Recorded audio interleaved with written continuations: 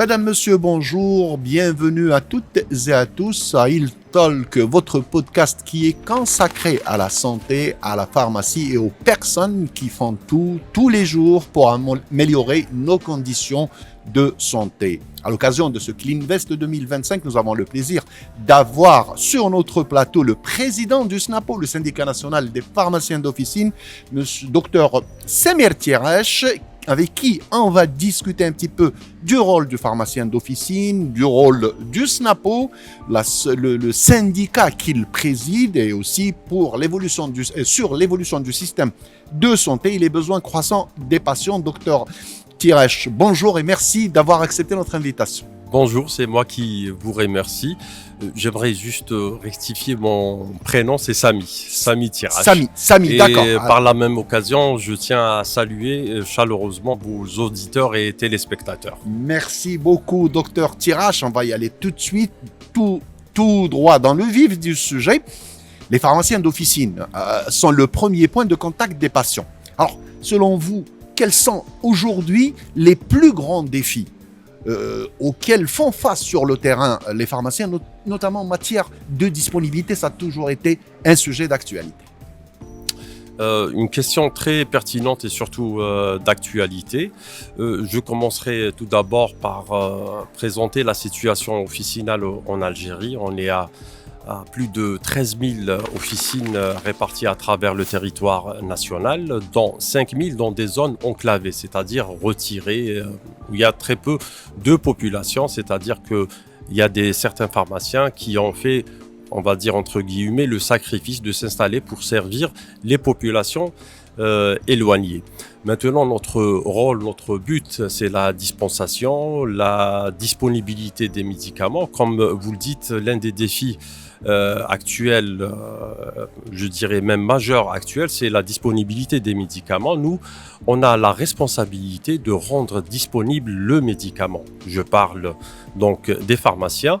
Ils font toujours dans le prévisionnel, ils ont une certaine patientèle, donc ils connaissent, c'est selon les spécificités on va dire de la région, donc on fait tout pour avoir le maximum de disponibilité.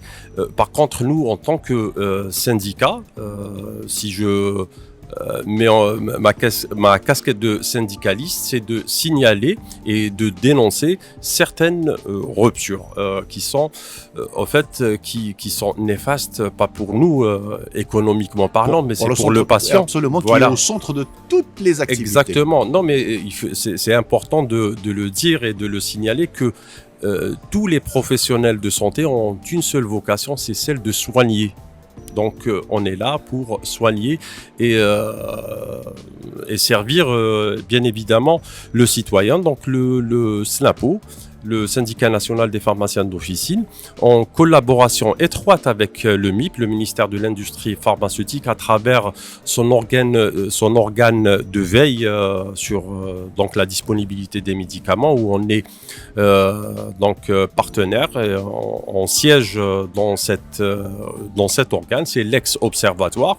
Donc on signale, chaque mois on a une réunion, mais on n'attend pas le mois pour signaler. Chaque 10 jours, 15 jours, on signale une certaine liste de médicaments qui sont sous tension de temps en temps et même en rupture. C'est prévisionnel, ça, c'est-à-dire c'est pour vous réagissez en amont pour éviter d'arriver aux grosses ruptures. Exactement. Dès qu'il y a une tension, quand on sent qu'il y a une tension, c'est-à-dire des pharmaciens à l'est ou à l'ouest qui n'arrivent pas à trouver une molécule ou une DCI, donc on la signale et très souvent, dans la majorité des cas, il y a des feedbacks positifs, c'est-à-dire que le ministère prend ses dispositions pour rétablir la situation. Ça, c'est quand ils peuvent, mais de temps en temps, c'est des ruptures mondiales. Ce n'est pas... En fait, les ruptures, ce n'est pas le propre de l'Algérie. Oui, c'est clair. C'est une anomalie, une maladie chronique mondiale. dont souffrent tous les pays du monde. C'est le monde de la pharma. Exactement. Voilà. Et bien justement, là on a parlé du rôle technique. Là vous étiez en train de parler du rôle technique proprement dit. Je dirais le SNAPO il joue un rôle très très important dans la défense de la profession. Défense de la profession et l'amélioration des conditions d'exercice. Alors, quelles sont prioritairement actuellement les actions menées par le syndicat pour accompagner les pharmaciens à travers le territoire? Vous avez parlé déjà des zones éloignées. Exactement. Maintenant, le défi principal du SNAPO, ou bien je vais encore mettre sur la table quelques définitions. Quelle est notre vocation en tant que syndicat? C'est celle de protéger les intérêts moraux et financiers, économiques, donc des pharmacies. Moraux, on est toujours en collaboration avec nos confrères du CNOB, donc le Conseil national de déontologie. Donc ça, c'est en ce qui concerne les intérêts moraux. Maintenant, financiers, pour améliorer la situation économique des pharmacies, on est en train de militer, on va dire le mot, c'est ça, et on est en train de militer pour instaurer d'avoir des nouveaux revenus pour la pharmacie, car il faut savoir qu'actuellement on n'a qu'un seul revenu, c'est celui de la dispensation. La dispensation, je rappelle que c'est vrai qu'il y a un acte commercial, donc c'est de là qu'on a notre principal et unique revenu, mais dans la dispensation il y a aussi le conseil. Donc il ne faut pas dire que on est en train de vendre, on est en train de dispenser un médicament. Il y a deux actes dedans. Donc nous, pour enrichir et pour avoir, une meilleure situation économique, on est en train de militer pour la rémunération et l'instauration des services liés à la santé. Quand je vous l'ai dit tout à l'heure, on a un maillage formidable, on couvre tout le territoire national et on continue à installer des pharmacies. Et pourquoi ne pas rendre service à la population en donnant plus de prérogatives à ce pharmacien pour mieux soigner les populations? Je vous donne un titre d'exemple, le fait qu'on fasse de la prévention ou de l'accompagnement. Tout simplement, par exemple, pour le pied diabétique ou pour je ne sais plus, mais on peut toujours trouver des services liés à la santé qui pourront être bénéfiques non seulement pour le patient, mais aussi pour les caisses de l'État, car en évitant des complications, on évite des dépenses inutiles. Tout à fait, des prises en charge inutiles si on avait agi en amont. Exactement, donc c'est pour cela qu'on est en train pour le SNAPO, on est en train d'activer beaucoup plus sur les services liés à la santé. Un autre, si vous le permettez, un autre point qui me tient à cœur, c'est toujours dans le but d'améliorer le quotidien des patients. On veut enrichir notre nomenclature officinale en intégrant quelques molécules d'oncologie, c'est-à-dire on va rendre absolument la disponibilité en oncologie, ce qui sera une nouveauté en Algérie. Et la sécurisation aussi des dispositifs médicaux. Tout à fait. Donc une certaine partie de dispositifs médicaux qu'on trouve qui se vendent sur Facebook, sur les réseaux sociaux, c'est très dangereux. Ouais, je vous donne l'exemple des CGM, les dispositifs qu'on place, c'est quelque chose qui rentre, c'est invasif. Absolument, c'est invasif. Ils achètent ça sur Internet. Médico-légalement, c'est interdit. C'est interdit. Donc dans la sécurisation de ces DM et dans l'enrichissement de la nomenclature officinale en intégrant quelques molécules d'oncologie, ça permettra non seulement aux malades de mieux vivre et qu'ils soient apaisés dans leur maladie et bien sûr, ça permettra aux pharmaciens d'améliorer son quotidien. Voilà. Ça me donne l'occasion de passer à la question suivante, justement, avec l'évolution du système de santé et les besoins croissants des patients. Comment voyez-vous l'avenir de la profession du pharmacien d'officine en Algérie? Quelles sont les réformes? Vous étiez en train d'en parler, peut-être que vous pouvez mettre le doigt précisément sur les réformes que vous jugez importantes et urgentes, indispensables pour renforcer le rôle justement du pharmacien d'officine. Ça, c'est en première partie. Et en deuxième partie, je vous laisserai l'occasion de vous adresser aux faiseurs de médicaments, pour ne pas appeler ça les labos. Ouais. C'est-à-dire, vous avez un message à transmettre. Vous qui connaissez la visite médicale depuis des années, comment vous la voyez évoluer dans les années à venir? Très bien. Donc, vous pouvez me rappeler juste le début de la... Alors, c'est juste avec les besoins croissants Oui. des patients, comment vous voyez l'avenir de la profession du pharmacien? Très bien.